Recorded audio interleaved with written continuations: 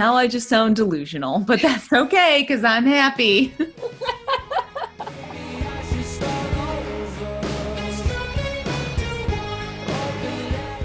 Hi, everyone. Welcome to the Alpha Drop. I'm Jackie Roach. And I'm Rachel Buchanan, and we are creating conscious conversations. And today we are talking about trusting the times, which everybody is sort of going through right now, this crazy pandemic, and a lot of things are changing over right now. I did not live with a lot of trust in the times for most of my life, but I am finding myself getting really excited about a lot of the opportunities that are opening up in all of this, what a lot of people would call darkness or these crazy times. But I think both of us are really on the trust train moving forward. Yes, like the faith train. Well, faith is a funny term. I think a lot of people, make this connotation with religion or spirituality or things like that. For me, I struggled with the term faith most of my life, but now I find myself saying every day, faith over fear, faith over fear. And anytime I get nervous about what's going on or what's coming, I try to just be optimistic about it. And I actually looked up the definition of optimism recently, and it said the belief that good ultimately prevails over evil. And I was like, wow, I didn't realize that was the definition for it. And that's what I keep going with every time we're moving forward, or every time we see something come to the light that's uncomfortable or triggering or, prickly. It's a moment to say good prevails over evil, and where is the good? And last episode you said, when crazy times are going, think of Mr. Rogers, where are the helpers? And it's the same kind of thing. Is like, I know good is out there, and I know I need to look for it, and I know I need to practice faith over fear. And that just really means believing that good things are coming. We were talking about faith, and desire plus expectation is faith. And I've really felt that shift in my life in the last few months, in the last maybe 3 to 4 months, realizing that, oh my gosh, this is what a dynamic shift to be in a place of complete knowing that everything is exactly as it should be. And we have our voice and our solid foundation of where we are, and we can move forward with faith from our expectation and of exactly knowing that everything is coming to us, and just being a magnet and creating, really like co-creating the reality that we're looking to continue experiencing. And you and I actually had a really interesting conversation. I remember asking you not too long ago, like, have you always had faith? Have you always trusted things? And you were kind of like, yeah, I was like, wow, that was not my experience. But I mean, it's interesting to meet someone that's always kind of had that in the background. I guess I just kind of have had knowings that of just about different expectations that I knew without a shadow of a doubt were going to happen in my life. And in my mind, there was no wavering. Always. Were you raised that way? Like, were people around you like that? Like, do you think that's something you picked up, or like you just had it in you? I don't know. I think I just had it in me. I don't remember any specific examples of my mom or my dad just saying like, the light always prevails and you have all of the information you need within you. Or, I blanked out a lot of my childhood memories, just I think out of just self-preservation. Not that my childhood was awful, but being a child of a divorced family growing up wasn't always easy. And I feel like it wasn't until later that I kind of came into my body, figured out what reality was. But I always knew that everything was okay. I remember just even as a young child, just knowing that I wasn't sure exactly what God was or what relationship with religion was, but I knew that I was always supported, and anything that I needed would come to me, and that I was going to have to work for my independence and legacy, but that it was always going to fall into place.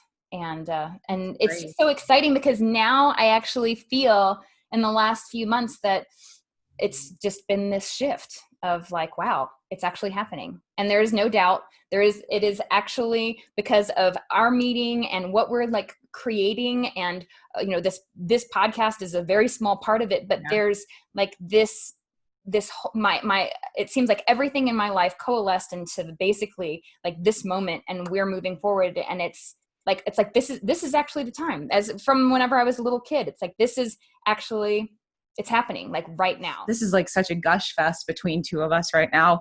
But I mean, you had offered me some opportunities and some things were kind of coming forward.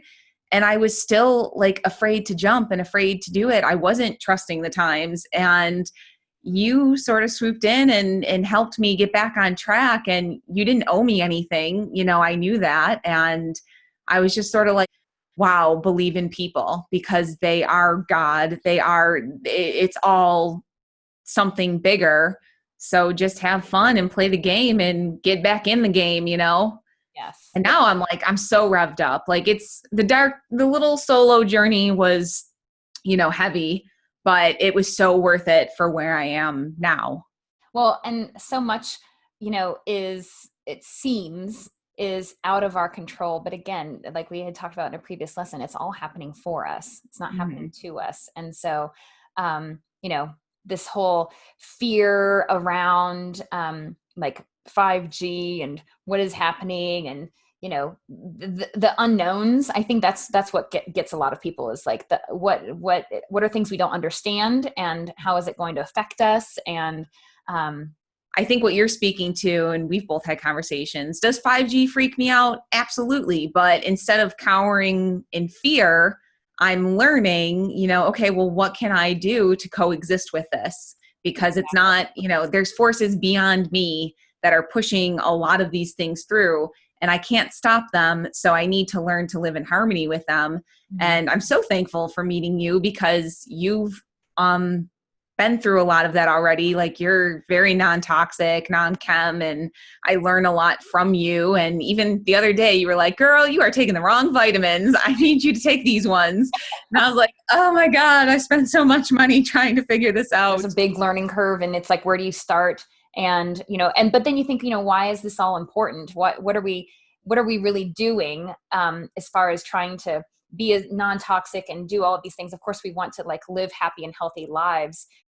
When you know better, you can do better. And I think it's just, we're trying to lighten our being so we can coexist in this reality of this like high tech, high frequency, things moving so fast world that is coming. Like there's nothing we can do about it. It's like the world is getting faster and faster, and all of these technologies are going to be bought. But I just feel like there's things coming at us all the time. So easy things that we can do that are in our control are to like try and do the best we can to like keep our bodies as toxin free as possible. And, there's lots of ways to do that. And then, trying to like raise our consciousness and, doing kind of like on a mind, body, spirit level, how can we continue to like raise ourselves up, so as our body and our being becomes more light, we can coexist with all of these things, and it doesn't really affect us at all. And I love that, like you, in the beginning of this conversation, you were talking about just always having this sort of like knowing that things were going to work out, and that, and the whole time you were on this process, you like went totally non-toxic, all this stuff.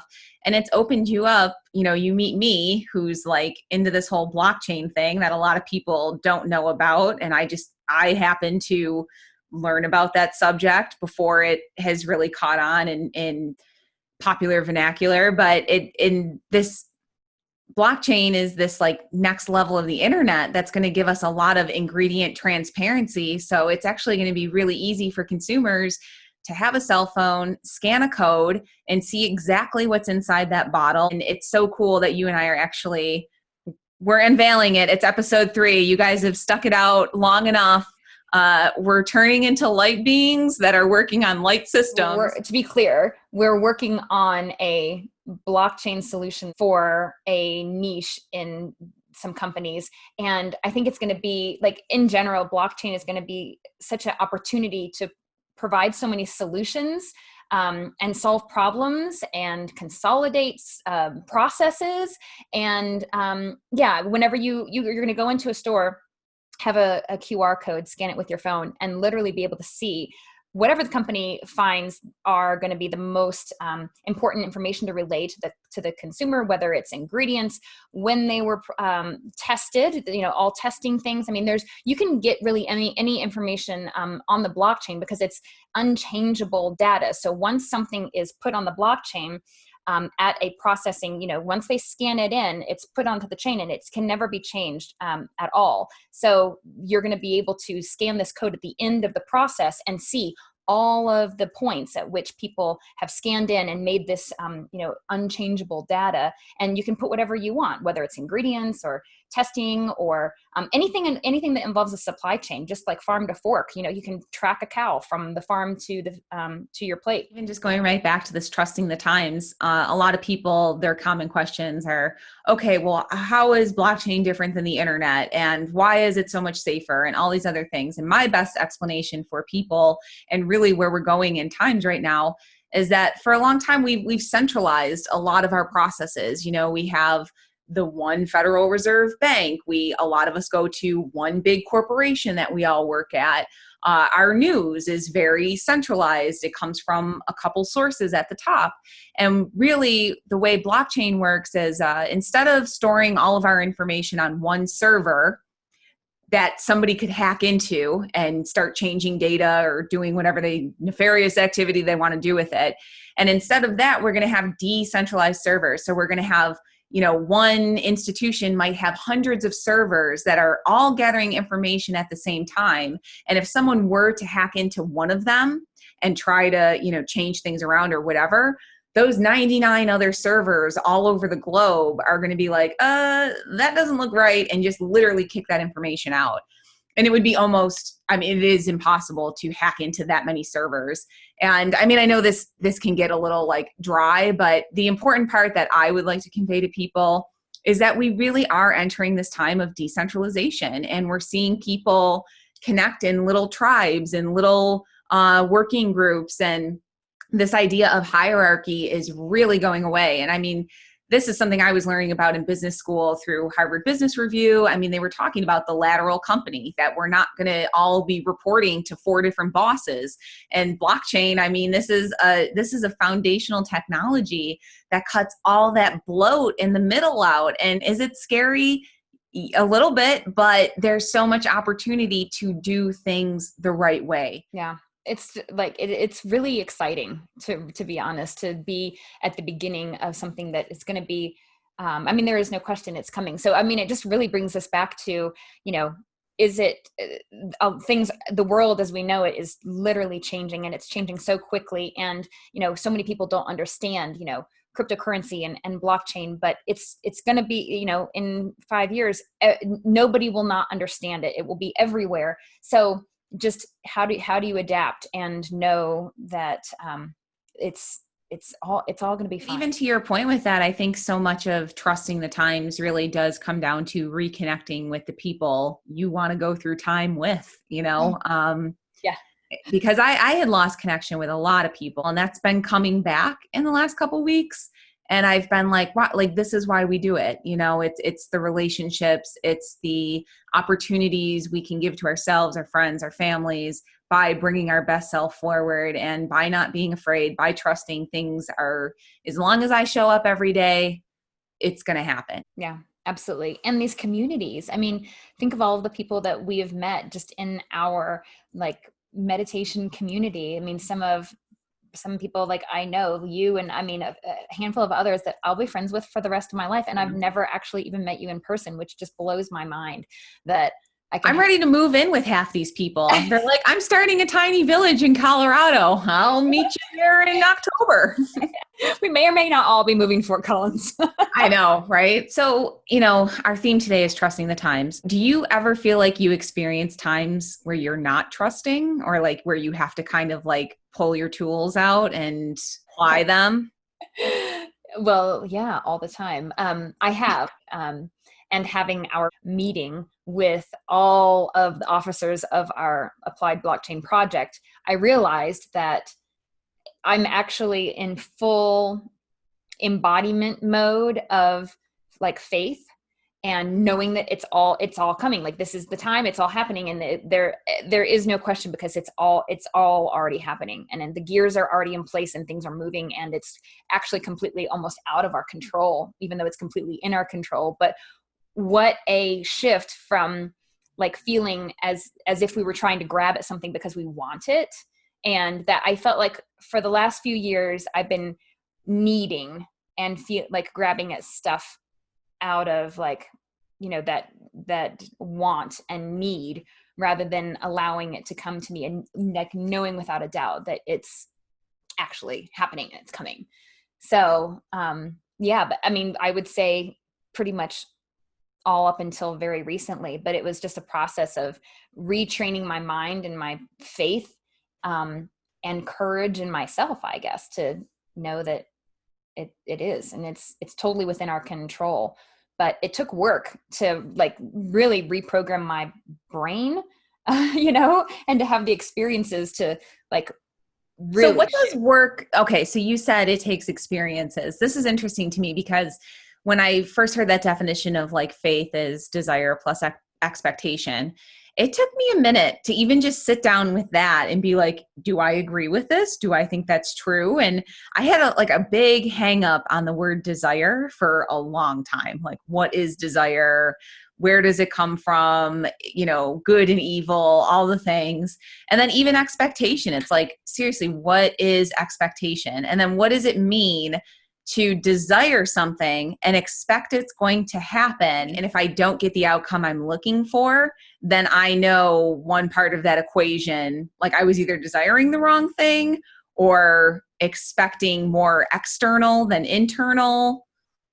Well, I think you have to be really specific about what it is. And again, I think it goes back to the idea of, saying an affirmation means nothing if you're not in alignment with it. So you have to be really specific about like whatever it is that you want has a specific energetic vibration and frequency. And you have to get in touch with that, like that feeling of whatever that thing is, and take the need and the grabbing kind of away, and just like allowing. And I think that's where the faith comes in. I mean, it's, for me, it was really just as simple as that, just taking away the need and allowing myself to just receive.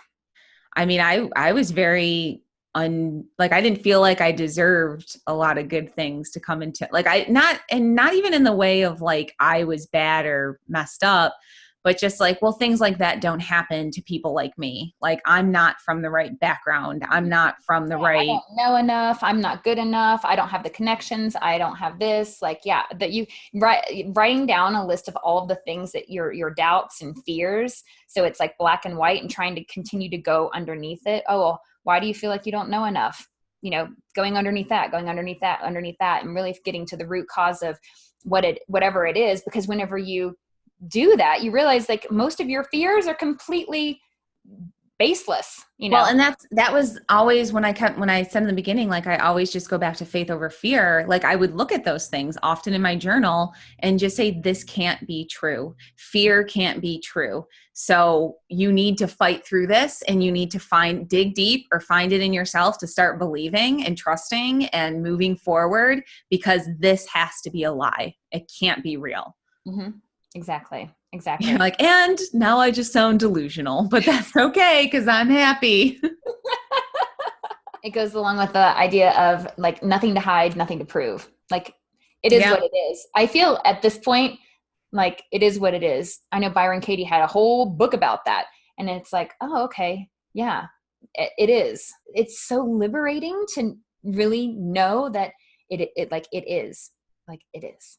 And I think a lot of the process getting to that point is saying what it's not, and that took me a lot of rounds of being like, oh, it's not that. Oh, it's not that. Oh, it's not that. Yeah. And then when it finally did coalesce into like, oh, it's this, it almost has become undeniable at this point. Like I can't forget that it did come to this point, Yeah. I feel like that's all I've been doing the last 6 months, is like saying what is and what isn't, what is and what isn't. And you're just like constant ability of choice, really. Yeah. And it can be like emotionally heavy. Like we talked about becoming lighter. I mean, becoming these lighter beings is a mind, body, spirit. You got to tackle all three. And, to me, spirit kind of hooks into emotions. And, I had to let go a lot of heavy emotions. And it doesn't mean I can't recognize when they're here, but, those aren't true. Those aren't the whole story. Like there's data inside there that is what I need to bring forward and stuff you need to let go and really move forward lighter. I love what you said the other day, last night. You were like, all right, guys, it's the third episode. We're going all in. We're being real. It's 50-50. Like consciousness, blockchain. We're like we're raising our light beings. And this is why blockchain is coming.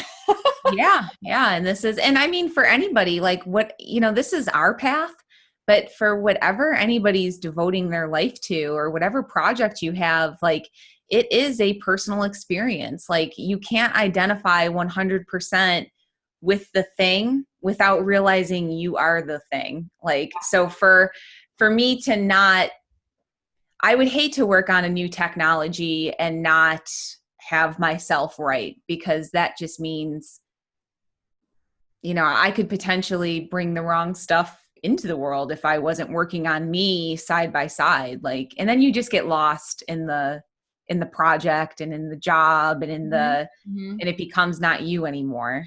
Yeah, exactly. Well, I think that, in reference to like you and I and our relationship and why we're doing this and what we're doing beyond this is, going to blockchain, because I think that's going to be our next probably 5-10 year or more project together.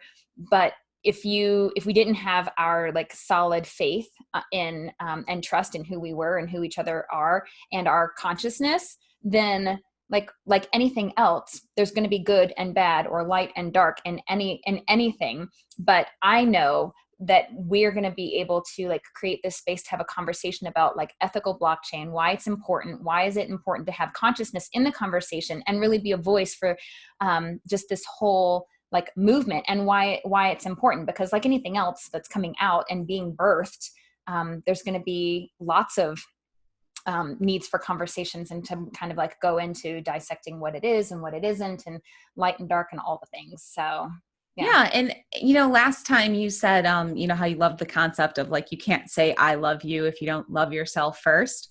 And I feel the same way about trust. Like I had to learn how to trust myself before I could really be on a project where I trusted other people. And there's a lot of solace and acceptance I've developed from that idea, because I know now that when other people, like I trust other people to do what they're doing because I trust myself to bring my best self forward. And if people are failing or they're not, doing that entirely, I don't get my like feathers as ruffled as much as I used to. I'm just like, okay, they need more time, or okay, I have so much more acceptance for everyone's personal journey that they're on. Like, and I used to fight so hard for like everyone to be on the same page and we're doing, and you're right. Liberating was the term you used earlier.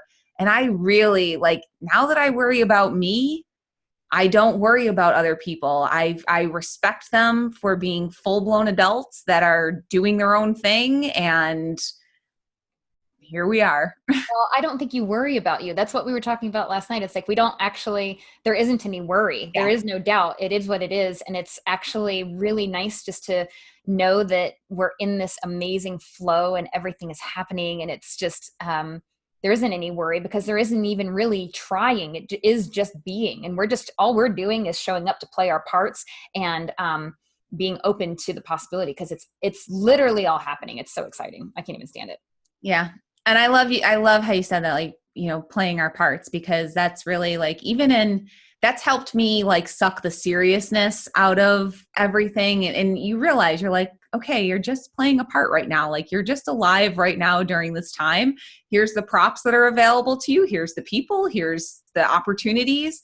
And like, as someone that used to just over identify with my career, like coming into this, and it's like I'm identifying as me and what I bring, and that's, you know, the cool part in all of this for me. So Well, trusting the times comes down to trusting yourself and respecting where everybody else is in their like journey and how they're able to contribute, and you know, sending love no matter what, and support, because we're all here for our own purpose, and you never really know exactly why you meet somebody will come into your life at exactly the right time, and you learn these different lessons, and sometimes you don't even know until after it's happened. It's like, oh my gosh, this is amazing.